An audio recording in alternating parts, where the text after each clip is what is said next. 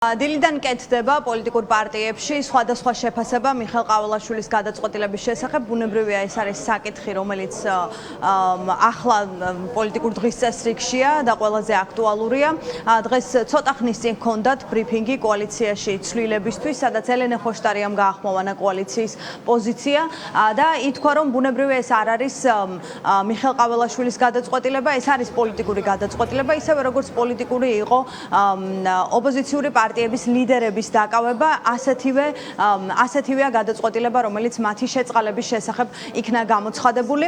ელენე ხოშტარია ამ ბრიფინგზე ამბობს, რომ ყველაზე სწორი ახლა ნაბიჯი თუ რა უნდა გადადგას ძლიერმა საქართველომ არის ის, რომ მათ უარი თქვან საარჩევნო კამპანიაში მონაწილეობაზე, უარი თქვან არჩევნებში მონაწილეობაზე, ეს იქნება მათთვის ასევე იმიჯის შენარჩუნებისთვის გადადგა. ხოშტარია ფიქრობს, რომ ქართულმა ოცნებამ და მიხელ ყაველაშვილმა ეს გადაწყვეტილება მიიღეს იმისთვის, რომ ერთის მხრივ მოხდეს ოპოზიციური პარტიის დისკრედიტაცია, ოპოზიციურ პარტიებს შორის დაპირისპირების გაღრმავება და ასევე არჩევნებისთვის ლეგიტიმაციის მინიჭების მცდელობა. ამიტომ ამაზე უნდა იყოს თავად ძლიერი საქართველოს პასუხი ასეთი, ვიდრე ძლიერი საქართველოს საკუთარ პოზიციას გაახმოვანებს. ეს რეკომენდაცია მას მისცეს კოალიციაში ცვლილებისთვის. ეს არის ნებისმიერ ფასად ქართული ოცნების მცდელობა შეაფრიოს ოპოზიცია არალეგიტიმურ არჩევნებში და მოიპოვოს ლეგიტიმაცია. ლეგიტიმაცია, რომელიც არის ერთადერთი, რაც ასაზრდოებს ამ რეჟიმს. ამას შვებიან ყველაფრის ფასად. ამასთანავე, არ აქვს მნიშვნელობა რა ჩაიფიქრა ქართულმა ოცნებამ. ყველაზე მნიშვნელოვანია, როგორ პასუხობს ამას ოპოზიცია, ნამდვილი ოპოზიცია. და მე მინდა მთელი გულით და პატივისცემით მივმართო მამუკას და ბადრის. მივმართო დღეს, ზუსტად გათავისუფლების დღეს. მიიღეთ ერთადერთი სწორი ქვეყნისთვის, არა კოალიციისთვის, არა ჩემთვის, ქვეყნისთვის ერთადერთი სწორი გადაწყვეტილება. გამოდით არასწორი, არარსებული რუსული სპეცოპერაციიდან, გამოდით და დაუბრუნდით საერთო პრინციპულ არ თანამშრომლობის, არ შეგუების, არ დამორჩილების წინააღმდეგობის ბრძოლას. სხვა პარტიებშიც ეხმაურებიან მიხელ ყაველაშვილის გადაწყვეტილებას, ბუნებრივია ასევე საინტერესოა რას ფიქრობენ სხვები. თამარ ჩერგოლეიშვილი, ფედერალისტები ახლა აკეთებს ბრიფინგს და შესაბამისად ჩვენ ასევე მოვისმენთ თუ რას ფიქრობს ფედერალისტების ლიდერი. ქალბატონ თამარ, მიხელ ყაველაშვილის გადაწყვეტილება თქვენთვის არის თუ არა ცხადი, რა აქვს მოტივად ქართულ ოცნებას, როცა პოლიტიკური ლიდერებს შორის ამ ორი ლიდერის შეწყალება?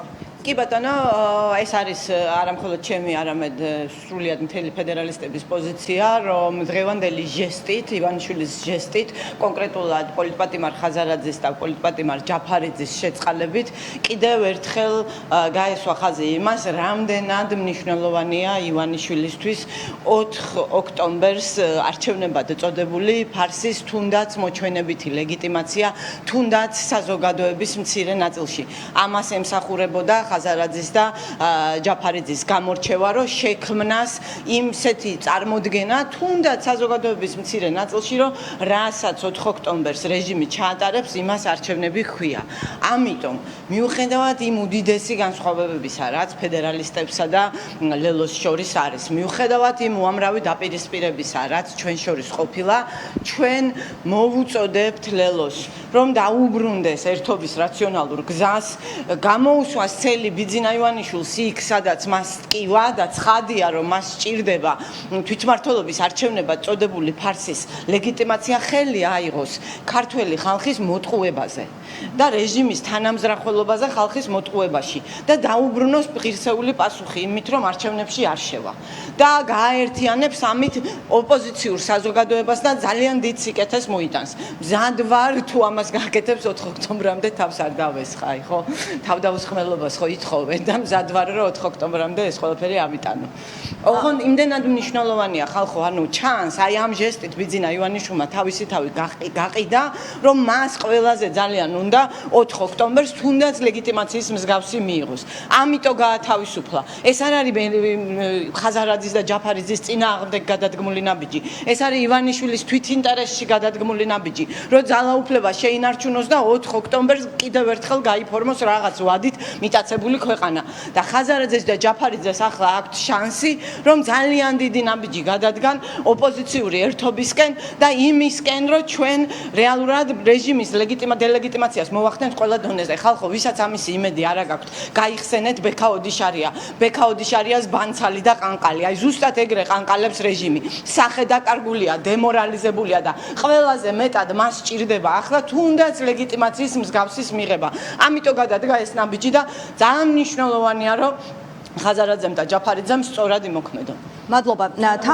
თამარ ჩერგოლეიშვილს ვუსმენდით პირდაპირ ეთერში. ფედერალისტების პოზიციაც ასეთია, რომ გადაწყვეტილება, რომელიც გამოაცხადა მიხელ ყაველაშვილმა, ერთადერთ მიზანს ემსახურება, რომ მათ შესძინონ ლეგიტიმაცია არჩევნებს 4 ოქტომბერს. პრინციპში ამ პოზიციას ასევე იზიარებენ სხვა პარტიებშიც. ახლა შემოგთავაზებთ ნაციონალურ მოძრაობაში რას ფიქრობენ. დღეს პეტრე ცისკარიშვილი, ლევან ხაბეიშვილი ეხმაურებიან ყაველაშვილის გადაწყვეტილებას და ისინი ასევე ამბობენ, რომ ყაველაშვილი დაოცნება არ არის ბუნებრივია გულწრფელი, როცა ისინი ამ გადაწყვეტილების მოტივად აცხადებენ თანასწორი პირობების შექმნას საარჩევნო პერიოდში, რადგან ისინი ამბობენ, რომ ამ შემთხვევაში სულ სხვა იქნებოდა ქართული ოცნების გადაწყვეტილება, თუმცა მათგან მოვისმინეთ, რომ ბუნებრივია, როცა უსამართლოდ არიან პოლიტიკური ლიდერები ტყვეობაში, მათ გათავისუფლებას, მათ შეწყალებას ნაციონალური მოძრაობა მიესალმება.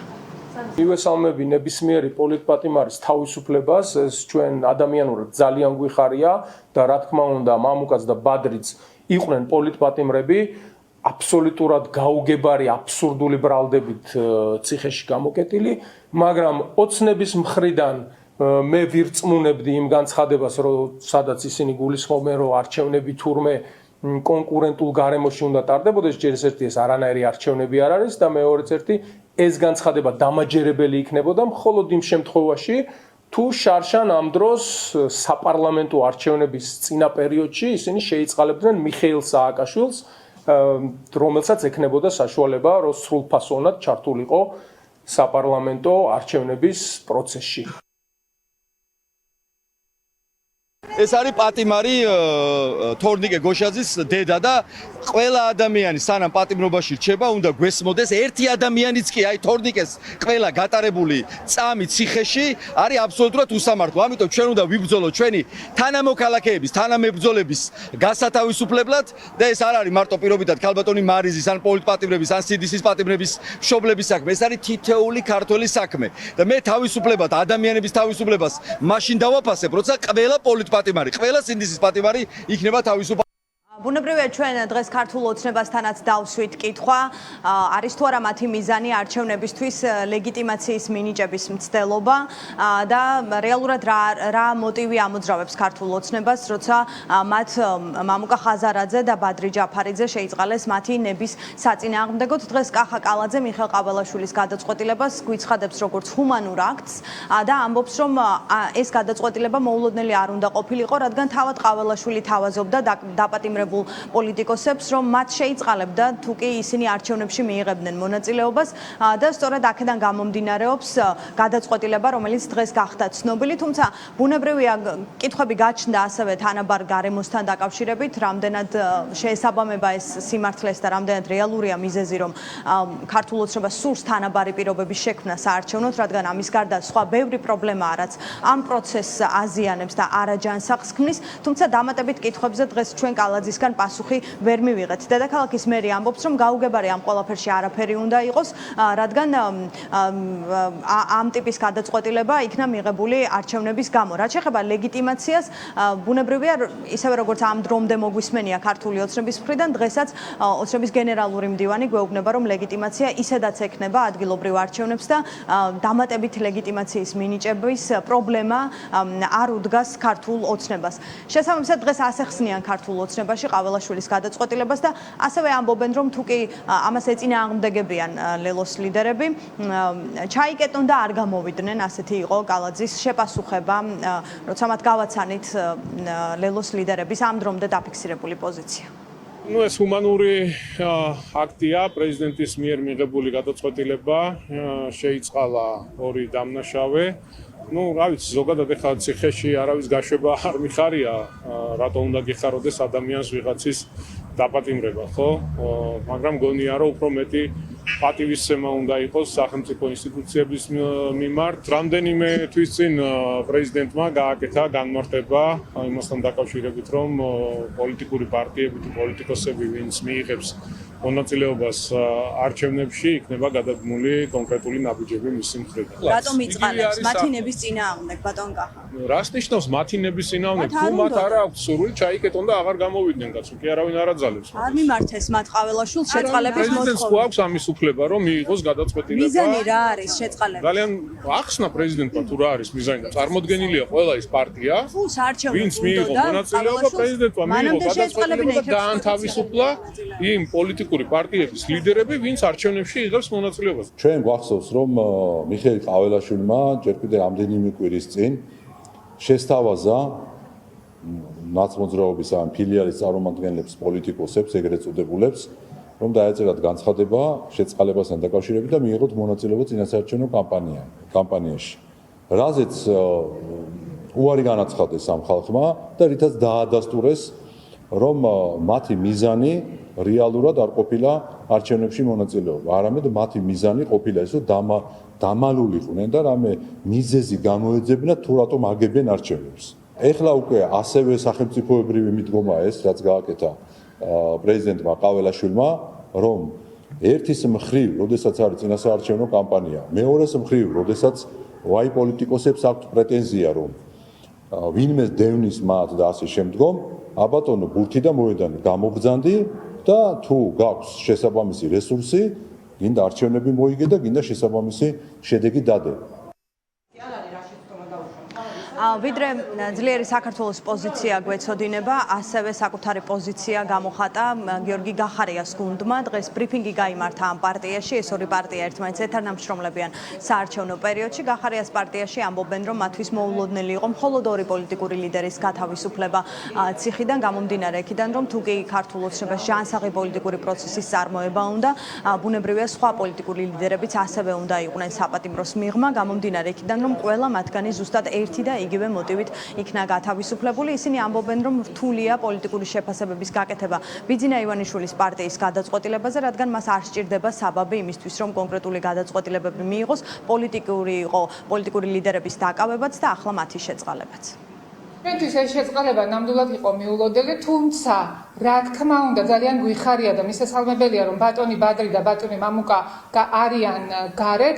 კიდევ უფრო მეტად გაგვიხარდება და მნიშვნელოვანი იქნება და მოვუწოდებთ ამას ქართული ოცნების რეჟიმს, რომ გაათავისუფლონ ყველა პოლიტიკური პატიმარი. ძალიან რთულია ქართული ოცნების რეჟიმის ქმედებების პოლიტიკური შეფასება. ისინი როცა უნდა იჭერენ ადამიანებს, როცა უნდა უშვებენ მას და აბრალებენ წარმოუდგენელ სისაძაგლეებს. ჩვენ უკვე გავიგეთ, შეგვიძლია ვთქვათ, ყველა ძირითადი პოლიტიკური მოთამაშის პოზიცია, თუ რას ფიქრობენ ისინი მიხეილ ყაველაშვილის გადაწყვეტილებაზე. უმეტესობა მათგანი ძლიერ საქართველოს მოუწოდებს, რომ ახლა მათზეა დამოკიდებული თუ როგორ წარიმართება პროცესი და მათზეა დამოკიდებული რა გზას აირჩევენ. ისინი გაანაგრძობენ საარჩევნო კამპანიაში მონაწილეობას თუ უარს იტყვიან შეწყალების შემდეგ. თუმცა მეორეს მხრივ ასევე საინტერესოა, რას გადაწყვეტს თავად ძლიერი საქართველო, რომლის ლიდერების ციხიდან გამოსვლას ელოდება ახლა ყველა და შესაბამისად ჩვენ ალბათ მათი გამოსვლის შემდეგ უფრო მეტი გვეცოდინება თუ როგორ შეიძლება მოვლენები განვითარდეს. დილის 10 საათზე გამოაცხადა მიხეილ ყაველაშვილმა. საინტერესოა ასევე ის, რომ გუშინ დასრულდა რეგისტრაცია საარჩევნო კამპანიისთვის და დღეს უკვე მეორე დილით 10 საათზე ყაველაშვილმა ორი პოლიტიკური ლიდერი შეიწყალა.